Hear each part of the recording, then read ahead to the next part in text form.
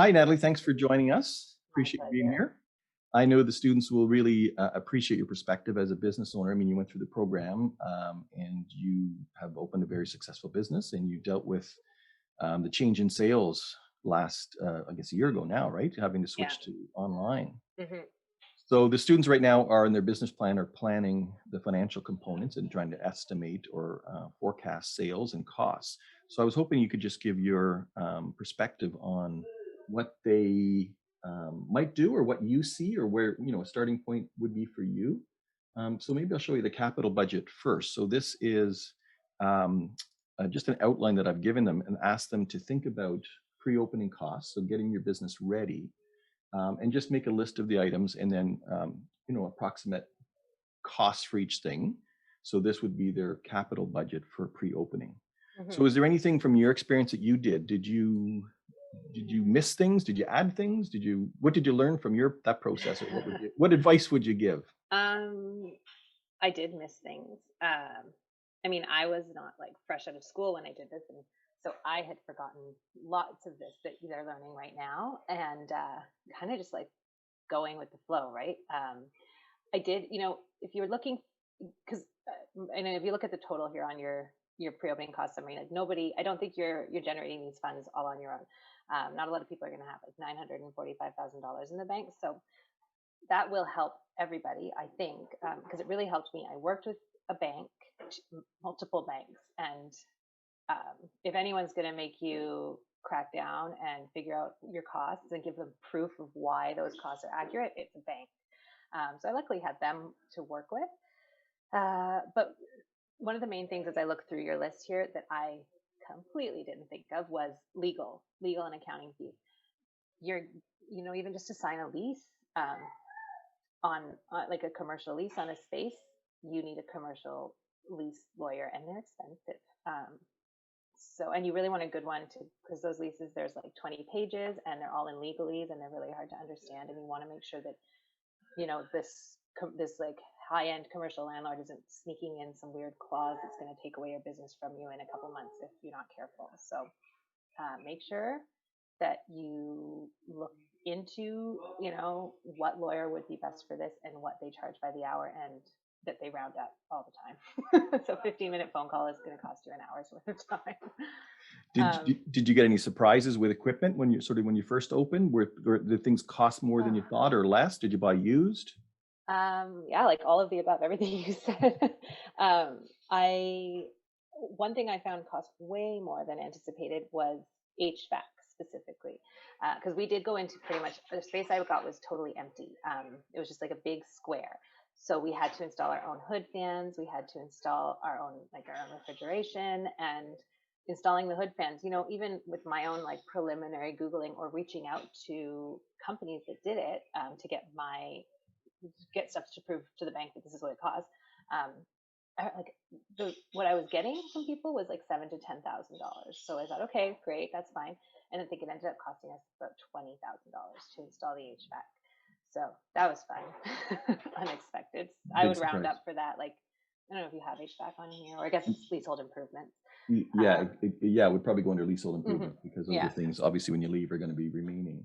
yeah. So Yeah, and the that, students that we had a guest speaker last week that opened a bakery, and their exhaust fan for their kitchen was 27,000 yeah, unexpected. there you go. Exactly. Yeah, Insurance, of course, is going to cost you a lot of money, because you're not just insuring the property and the contents, but you need to think about like I mean, it's called capital or commercial liability insurance. Thinking about pretty much anything that can go wrong to anyone in your space, that you could be at fault for. You want to make sure that you don't have to pay for that if it ever yeah, happens down the line.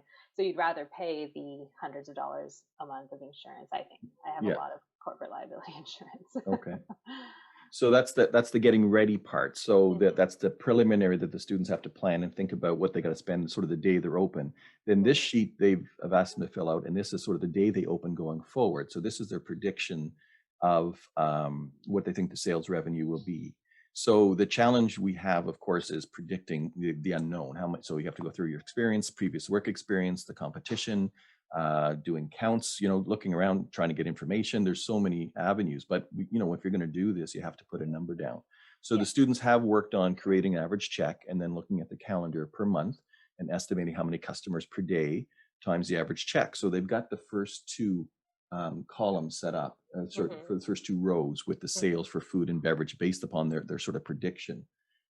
My question for you is, because you just went through this, is if then a restaurant is going to have some e-commerce or Shopify e-commerce presence, first question is how would they start, or what would you suggest they do to predict those sales?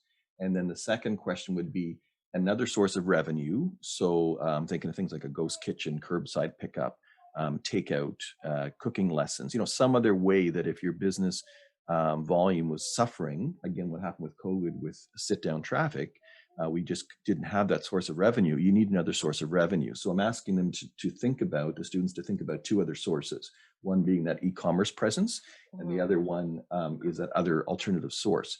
Do you have any suggestions of how, on the first question on e-commerce? So with what you did, I knew you were just put into it and you just had to make it Yeah. happen. But if you Yeah. had to do it over again, do you have any suggestions on how you would predict sales? I guess I underpredicted, especially going into it in a pandemic, and we were offering a service that would keep people at home. I guess now, if I say it out loud, it sounds like obviously it would be good. I mean, obviously your sales would be great because there's a demand for what you're offering, but we were overwhelmed with sales in like March, April, May last year. Um, but I guess as it's hard to give you something that's not a COVID model. Like, I don't know how it will go further because all I know is the COVID model. But Hmm. what I've experienced as we go through, like, states of emergencies and lockdowns and all of the above is, and I work alongside restaurants too. My client's a restaurant, so I see how, I mean, I can sort of see how their sales are going based on what they're ordering from me. If they used to have a standing order of like 20 loaves of bread a day, and then all of a sudden the lockdown that, Ontario gets locked down for 3 months and I don't hear from them, I imagine they're closed or only doing takeout and they don't need bread and maybe their sales are down. So anyway, I say all this to say basically that a projection I've noticed is that when like food and beverage industry business goes down, because I'm not really that industry. I'm bakery and I'm wholesale, but I work with them. So when I see their business going down, in fact, I can expect my e-commerce to go up. That's Okay. that's basically how it goes. Like through lockdown, e-commerce went always goes up. And again, like that's just a COVID model, and it's kind of obvious because our e-commerce offers people an opportunity to stay safe. So Hmm. when people are especially scared of the pandemic, or when their restaurants they go to aren't offering services, then they come to us, and they're people who might not order when they can go into stores feeling a little more comfortable. Right. So are most of your customers, so for somebody trying to predict this, is your existing customer, that group of people you have that are sort of customers, are those the people that you think are going to be your e-commerce customers, or is your reach greater than that? I would think it's greater. Maybe you hope that they do also become your e-commerce customers, maybe regularly. We do have some people now that we see. We see their orders come in every week. It's the same names every week, every 2 weeks. They're ordering their bread. But what we also see is just new people, newbies. I want to say like, who knows where they hear from us, but I hope I know somewhat. It's like Instagram promotions really help. And doing special events, like collaborating. What we do a lot, we collaborate with restaurants if they're doing meal kits. Like we just did yesterday the meal kit for International Women's Day with Stofa. But we've worked with like the Harmony House, we've worked with Bicycle, we've worked with Dominion City. And anytime you collaborate on something, those are clients of Dominion City, say for instance, that want the Dominion City Thanksgiving package, but we're sending the bread for the stuffing. So I can put all of my promo material on that product, and it gets packed into stuff that people who may not have heard of us but have heard of Dominion City are ordering. And then all of a sudden they hear about us as well. And we can add like, this is where you can find more of our products. This is how to get in touch with us. Okay. So I hope that's where the new clients are coming from. Okay. That's important. That partnership or that collaboration is really useful, I think, really important. Mhm. So in a general statement, would you say social media, that presence, either promoting yourself on Instagram, social media or something, is the best way to generate that interest? The easiest way? I would say easiest and Okay. most cost. And for maybe someone who's starting up, when you look at your other sheet of costs, who's already spending nearly $1 million on growing their business and creating their business, it's the most cost effective way, because an Instagram promotion is going to cost you like $30 for 6 days. And it provides you with the analytics too, like in the app. So it'll tell you how far your reach is going. Um, I don't do too, I mean, I don't usually pre COVID. I didn't even do any of these boosts or promotions because I mostly was business to business. So it really didn't help much to promote on Instagram. It was more like reaching out to businesses and to chefs and going. It was more of a referral thing, like word of mouth. You like working with me, so when your friend opens a restaurant and they say they need bread, please refer me. But now that we're working more with direct customers, we're doing a lot more Instagram and Facebook promotions, and also advertising. And I advertise in Edible Ottawa because it's a great little magazine that goes out to like-minded individuals in the So city. it's a real print magazine. It's a real print magazine. It's free though. It's kind of that magazine that you'll see sitting at like by the cash at Time and Again or Trulo for anywhere where there's like some sort of fine dining happening. Mm-hmm. So yeah, it's a free. Anyone can pick it up. They don't have to pay for it. And what we actually do now, because we advertise in it, they're always giving us boxes of these magazines, and I don't have any cash to put them beside, so we're packing them. We put them in all of our home deliveries now when we have them, so that provides them with a bigger reach too, because it's all about the collaboration. Yeah, absolutely. Yeah. So what about on the alternatives? Is there any other suggestions that you would have if you were doing this for real yourself and thinking, I need to expand my business and is there another source? Again, I'm thinking cooking schools, ghost kitchens. Is there any other thing that you would think would be potentially a good way to add on? I like what you said. What I was in my mind was doing some sort of like online learning, e-learning, even say it's a new restaurant, and what your students are creating is a new restaurant. So maybe they don't have their like fan favorites, but even say you've been around for a couple months and you realize like, I don't know, your carbonara is like the most popular thing on the menu. Through your e-commerce website, you could sell tickets to like an online lesson to how to learn how to make the carbonara from your restaurant. And then you're drawing people and you get to connect with them personally, which is a huge thing. Like you make that personal connection and they're going to come back and come back and come back. They get to learn how to make something from your restaurant. It doesn't mean they're not going to come back to your restaurant because you clearly do it better than they do, but it kind of gives them a little bit of an insight to the fun things like how to be a chef. Mm-hmm. And I mean, you can make money off of it, right? You don't have to sell the carbonara. You make it once in front of a computer and show everyone how to make it. And you can charge more than you would charge for the actual dish. Mm-hmm. Mm-hmm. Perfect. Okay, a last question for you, or last challenge for you, I guess, is if we look at the 3 years. So if they've done a good job of, or to the best of the ability, we've opening a new business, we've planned the first year, the first 12 months. What would you suggest for year 2? So that any growth or change from year 1 to year 2 and from year 2 to year 3. Any thoughts on that? How you would predict or suggest the way things would change? Both up to 2020, we were in business for about 7 years, and we didn't stop. We didn't see a year of without growth.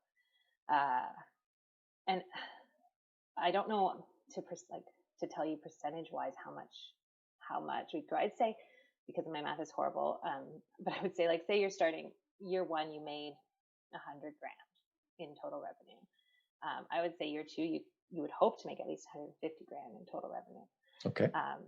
And that's, and hopefully more if you keep pushing your other revenues, like keep looking for ways to grow your business, keep looking for ways to bring in more money. I would say that's okay. And do you think then the second year, third year, typically some of your costs are better controlled or lower? I would hope so. Food costs is a big one, and definitely like year 1, it was different for me too, because of my personal experience. I came into owning a business with the cost models of a restaurant, because I had been raised in restaurants. I had done like the culinary management program at Algonquin. I had managed, like I had been a sous chef in many restaurants where I was responsible for food costs. So I understood that food costs should be like essentially what I was taught is no more than 30%, right? And then I went into the bread business, I learned very quickly, but running my food costs at 30%, which were completely unnecessary because flour doesn't cost that much. But labor in a bread business, in a bakery, costs way more. So it was just balancing those costs. At first I went, like I calculated what I should be charging for my bread based on a restaurant cost analysis. So 30% food, less labor. And then we didn't make that much money.